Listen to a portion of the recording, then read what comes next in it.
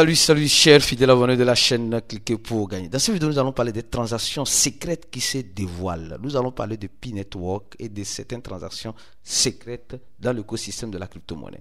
Si tu n'es pas encore un fidèle abonné, mon frère, ma soeur, tu rates beaucoup de choses. Car pour avoir les bonnes informations, il faut être au bon endroit. Et le seul bon endroit que je te recommande, c'est sur la chaîne Cliquez pour gagner. Alors, aujourd'hui, la citation du jour selon l'équipe de Cliquez pour gagner nous dit ceci. La crypto-monnaie est une jungle fascinante. C'est-à-dire que quand tu es dans cette jungle, tu te sens à l'aise. Comme on dit, à l'aise blaise. Mais dans ce confort dans lequel tu te sens, il n'y a pas de pitié.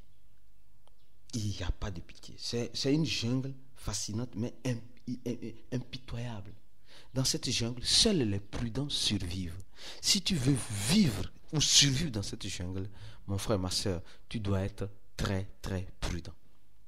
Parce que quand on parle de jungle, on parle d'un lieu où tout le monde vient chasser. Hein. Tout le monde vient pour prendre pour lui. Et d'en prendre pour lui, là, il y a certains qui sont pris. Il y a certains qui sont piochés. Certains je ne sais pas si tu fais partie de ces personnes-là, mais est-ce que tu as une fois profité des crypto-monnaies? Qu'est-ce que les crypto-monnaies ont une fois fait dans ta vie financièrement? Ou bien toi, depuis que tu es en crypto, tu ne fais qu'investir, on te dit, attends le blue run, attends le blue run, attends le blue run. C'est ça ou bien tu as une fois profité des crypto-monnaies. Si tu n'as jamais profité des crypto-monnaies, remets-toi en cause, c'est parce que tu n'es pas prudent. C'est parce que tu n'es pas prudent, d'accord? Donc nous allons parler des transactions secrètes, des secrets d'État qui sont en train de se produire en ce moment dans le monde de la crypto-monnaie et aussi des transactions secrètes au niveau de P-Network. Alors, sans plus tarder, on va parler de cette information. Oui, encore le XRP. Les gars, vous savez, le XRP aujourd'hui, que nous le voulions ou pas, le XRP est venu pour s'imposer. Et elle est en train de s'imposer lentement, mais tout à fait sûrement. Alors, quand je prends le XRP, on dit la SEC approuve les ETF de Solana, XRP et ADA Cardano. Le trio, la SEC approuve le trio de ces ETF. Et quand on parle, vous savez, aujourd'hui le Bitcoin est arrivé là parce que les ETF ont été approuvés et les institutionnels ont commencé par investir lourdement et beaucoup. Donc c'est ce qui fait qu'aujourd'hui on parle des ETF des autres altcoins ont mis le Bitcoin parce qu'on a déjà les ETF du Bitcoin. D'accord? On a déjà les ETF du Bitcoin. Donc aujourd'hui, en regardant cela, on voit déjà que aujourd'hui les ETF sont en train de venir sur les altcoins. Les ETF sont en train de venir sur les altcoins. Et quand je prends le Bitcoin, on connaît déjà le parcours du Bitcoin.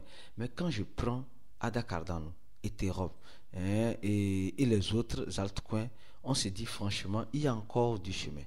Il y a énormément de chemin à faire. Je dis, il y a énormément de chemin à faire. Pour certaines personnes, ils me diront, non, Aristide, non. Regardez, le XRP à combien? À $2. À $2, d'accord? On va voir le prix des autres tout à l'heure. Un instant, voilà. Et Solana à $149. Au moins, je suis en train de faire cette vidéo. Au moins, je suis en train de faire de Solana à presque $150. Donc, aujourd'hui, on se pose la question. Qu'est-ce qui peut arriver? Qu'est-ce qui peut arriver encore à ces crypto-monnaies? Solana est déjà arrivé à combien? À plus de $200. Ceux qui ont oublié, Solana est déjà arrivé à plus de $200. Plus de $200. Plus de $200. Et aujourd'hui, on voit ce même Solana à $150. Ok, ça c'est pour Solana. Parlons rapidement de ADA Cardano. ADA Cardano, aujourd'hui, on est en train de le voir aujourd'hui à combien? ADA Cardano, on est en train de le voir à 56 centaves de dollars.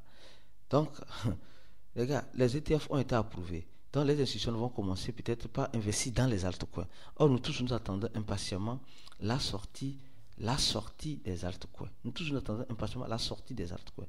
Et c'est cette sortie-là qui va peut-être en quelque sorte nous regalvaniser, qui va nous donner la joie. Parce que franchement, il faut dire une chose, on voit le Bitcoin monter, mais les autres altcoins ne suivent pas. Et après, on voit Solana et XRP, donc c'est ça. Maintenant, venons-en rapidement sur encore une autre transaction très secrète. Oui, transaction très secrète. Nous sommes en train de voir, on dit à la dernière, le gouvernement américain a déplacé des Ethereum vers Coinbase. Le gouvernement américain déplace les Ethereum vers Coinbase et qui suscite l'inquiétude de vente. Les gars, nous savons tous qu'en crypto-monnaie, Quand on a ce genre d'informations, on commence par se poser les bonnes questions. Mais pourquoi le gouvernement américain envoie assez d'Ethereum sur Coinbase? Est-ce qu'ils veulent vendre ou bien ils veulent acheter? Non. On n'envoie pas une crypto-monnaie sur un échangeur parce qu'on veut acheter. Non. On envoie juste parce qu'on veut vendre. Alors, si c'est pour vendre, alors tout le monde se prépare déjà à la vente. Ils ont envoyé, le gouvernement américain a transféré plus de 200 000 dollars en Ethereum. Donc 200 000 dollars en Ethereum, vous allez me dire, Aristide, c'est pas beaucoup. Non, pour eux, c'est pas beaucoup. C'est comme ça. Peut-être il veut susciter l'inquiétude de la vente pour que les gens puissent vendre, pour qu'eux-mêmes puissent encore acheter. Donc nous voyons que le gouvernement américain n'a pas simplement le Bitcoin, elle a d'autres altcoins. Donc ils font des transactions secrètes. Et dans ces transactions-là, toi et moi, nous sommes en train de voir clair comme de l'eau de roche ce qui est réellement en train de se passer. Parce que franchement, qui voit les transactions des banques? Non, personne ne voit les transactions des banques. Qui pourra me dire ici que lui voit toutes les transactions que les banques opèrent? Non, personne. Personne, je dis bien personne, je répète encore, personne ne voit les transactions que les banques opèrent. Franchement, personne ne voit. Donc, en ce sens-là, comme personne n'arrive à voir ces transactions de ces banques, alors donc, ça reste dans un secret d'État. Mais ici, les transactions qu'ils sont en train de faire, qui semblent être en secret, sont dévoilées. Parce que quand ils font une transaction, ils ne vont pas dire que non, nous avons fait une transaction de telle quantité de Bitcoin, de telle quantité d'Ethereum sur tel échangeur. Parce que non. C'est parce que nous avons cette possibilité-là de voir dans les crypto-monnaies, de voir, tout le monde peut voir. Quand tu as une adresse du gouvernement, tu peux sur cette adresse-là tranquillement sans trop te casser la tête. Donc, c'est ce qui nous permet de voir leurs transactions secrètes et de déjà en déduire. Donc, c'est un peu ça. Donc, si nous tenons bien à cela, on voit clairement que les transactions sont en train d'être faites, mais qui ne sont pas secrètes. Alors, maintenant, je reviens ici.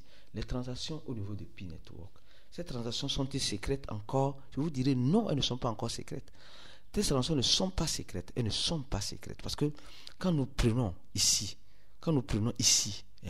le projet Pi Network, on voit les transactions qui sont en train d'être faites. Donc aujourd'hui, il n'y a plus de secret dans le fait des transactions. Regardez, prenons d'abord cette partie. Ici, on voit que quelqu'un a réclamé. Quand on dit clean là, ça veut dire que quelqu'un a réclamé. Ici, voilà. Clean là, quelqu'un a réclamé 10 pi. Quand on dit clean là, quelqu'un a réclamé 180 pi. Quelqu'un a déposé, regardez, 254 pi. Au moins, je fais cette vidéo, bien sûr. Juste pour vous montrer que les transactions en crypto-monnaie ne sont plus secrètes. Tous ceux qui pensent que nous sommes dans le secret, non, moi j'ai fait une transaction, personne ne va voir, on voit tout. Mais ce qu'on ne saura pas, à qui appartient cette adresse-là. Donc, ici, on est en train de voir clairement que quelqu'un a déposé 254 pi sur MES Global. Quelqu'un a cleané, c'est-à-dire que quelqu'un a réclamé 10 pi sur Pi Network. C'est-à-dire que quand on dit réclamer, c'est-à-dire que c'est les personnes qui ont fait la migration et maintenant, ou bien ils sont en train de réclamer leur pi ou leur migration, les cas agressés a passé, leur migration a passé, donc ils sont en train de réclamer. Alors ici nous voyons aussi ici nous voyons un dépôt sur BitGet Exchange. Donc nous voyons tout ce qui se passe comme transaction. Et ce qui est intéressant maintenant au niveau des transactions qui ne sont plus secrètes dans Pi Network, on voit les transactions au niveau du nom de domaine, d'accord? Domaine action. Donc tu vois, donc on voit clairement ce qui se passe, les gens qui achètent le nom de domaine avec Pi, etc. Donc toutes les transactions sont visibles. Il n'y a rien. Attends, j'ai vu quelque chose d'intéressant ici là. Voilà. Ici, on voit que la fondation Pi, voilà, il n'y a rien qui se cache. La fondation Pi a créé cette adresse-là et a envoyé un Pi sur cette adresse-là. Alors, je vais aller voir si réellement il y a un Pi sur cette adresse. Effectivement, la fondation Pi a créé cette adresse-là il y a de cela quelques minutes, d'accord? Et ils ont envoyé un Pi sur ça. Sûrement et certainement, les gars se préparent à envoyer encore assez de Pi sur cette adresse-là. Parce que l'accord team de Pi, quand elle crée une adresse, c'est pour faire quoi? C'est pour envoyer des Pi. Donc nous voyons qu'il n'y a plus rien, il n'y a plus absolument rien de secret que nous allons dire que non, que c'est top secret, d'accord? Alors maintenant venons encore sur une autre information importante.